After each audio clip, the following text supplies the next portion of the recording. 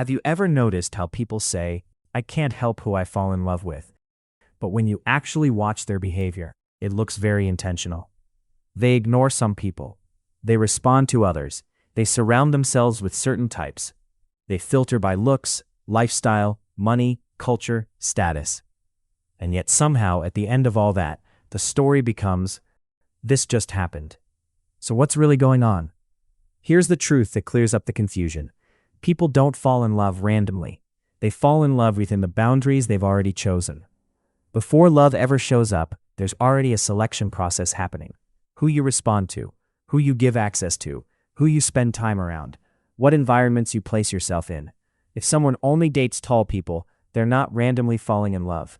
They've already decided who gets a chance. If someone only entertains people with money, or a certain look, or a certain lifestyle, they've already narrowed the field long before emotions get involved. The same with people who say they date all women, but only date a certain skin color. That's not all women. So yes, there is choice. But here's where people get confused. There are two layers happening at the same time: selection and reaction. Selection is the part you control. Reaction is the part that shows up. You choose who enters your space. But once someone is in that space, your brain reacts automatically. And that reaction happens fast.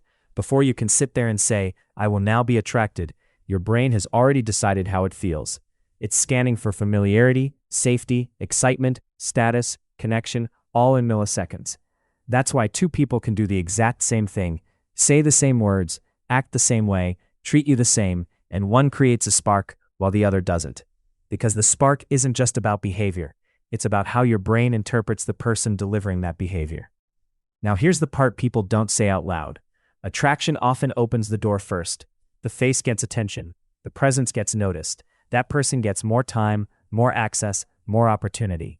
And then what happens? Their personality gets experienced. Their humor feels better. Their kindness feels deeper. Their flaws feel smaller.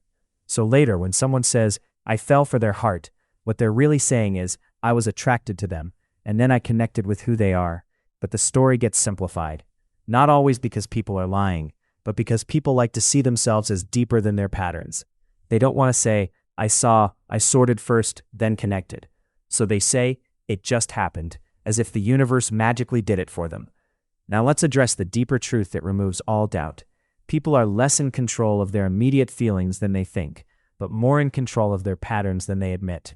You don't choose the spark in the exact moment it appears, but you absolutely choose where you go, who you're around, what you entertain, who you give your number to, who you block, who you leave on read, who gets access to you, and those choices shape what you eventually feel.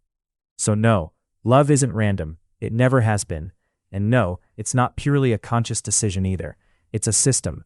You build the environment, you filter the people, and then your brain reacts within that space. And the most honest way to say it is this: you didn't choose the exact moment you felt something, but you played a role in creating the conditions for it to happen. You played a role in setting the who, the when, and the how. So stop telling people that you can't help who you fall in love with. You have eyes, and you use those eyes to filter. Those filters lead to a selection that's not random.